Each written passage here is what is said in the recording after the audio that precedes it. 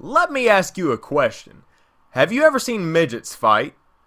Maybe you have, maybe you haven't, but that's what we've got going on in the gaming industry right now because all of these micro consoles are popping up like weeds and it's making for a really interesting competition, especially for your budget console this holiday season. So let's go ahead and get into what I'm talking about. Basically, Google just announced that they are coming out with a Nexus player to compete with the Amazon Fire TV and the PlayStation TV, in addition to the older consoles like Roku and other ones like that, even Chromecast on a certain level. Unfortunately, Google probably isn't competing with itself, but it has a lot of the same features. All of these different consoles debut at $99, and all of them play smaller versions of bigger games. Not necessarily Call of Duty and Battlefield, but they do play every game on the Android store, at least Google goes for that. And it comes to a really interesting question as of why all of these things are coming out. We've already got our Netflix streaming on every professional gaming console like the PlayStation 4 and our PCs that we need. We can already stream all of our Netflix, Hulu Plus, etc., etc. Most of us already have a Chromecast, considering it's only $35. If we don't have a Chromecast, most of us have a Roku.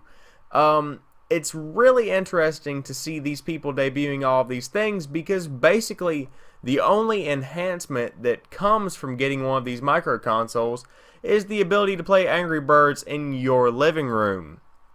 And I don't see that as quite a big enough an advantage.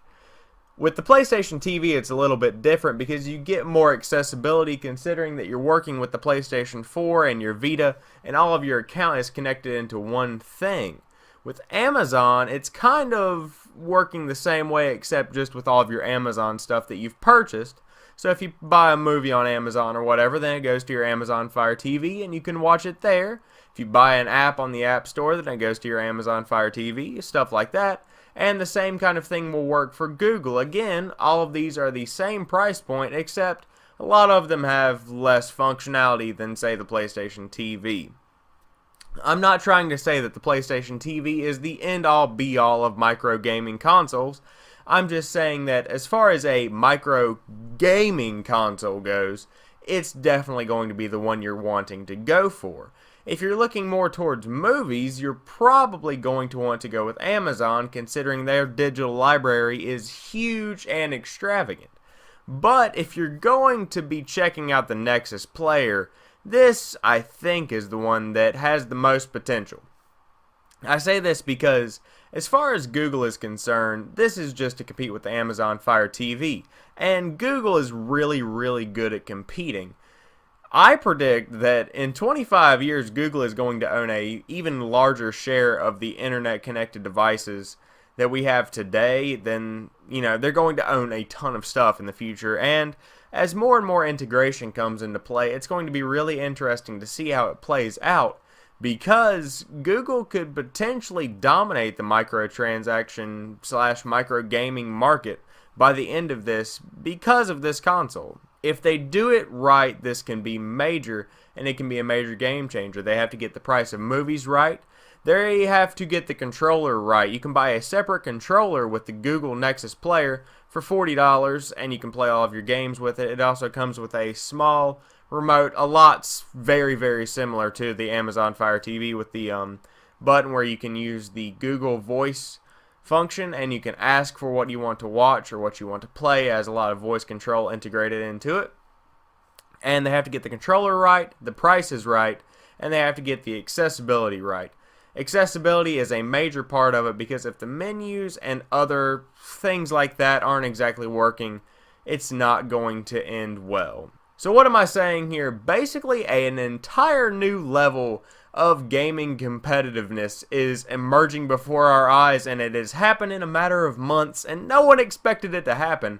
And it's really interesting because basically you've got the master PC gaming race up here where all they argue about are their specs, and they're basically the high, Knights of the Round Table of gaming.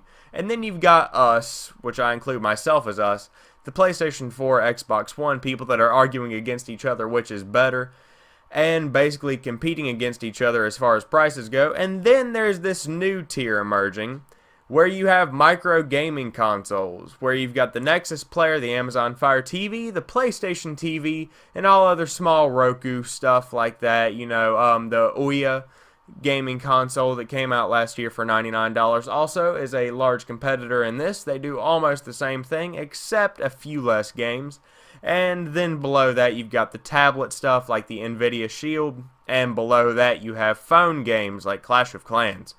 But, so, we've just added a completely new tier right here, and that's something that can potentially change the face of gaming for the entire rest of its life cycle, which is an extremely long life cycle. Not the life cycle of the consoles, the life cycle of gaming itself.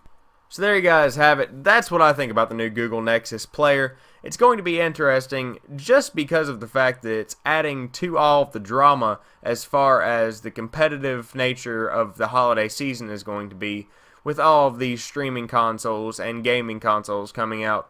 Who knows which ones we're going to end up with, but at the moment for gaming, like I said, PlayStation TV. For the future, go with the Google Nexus Player, but we'll have to see how it plays out. The Google Nexus Player will be available on November the 4th, and it will be $99, much like all of the other gaming streaming consoles. So, if you guys like this video, drop it a like. Tell me in the comments below which gaming console or micro gaming console you're going to be playing on, if any at all, and if you're not, tell me why you're not. And if you get a chance, head over to my channel, check out some of my other content. I really appreciate each and every one of you that have stuck around to the end of this video and that take the time to watch this video all the way through. Really, really appreciate it. Again, thank you all for watching, and I will talk to you soon. Peace.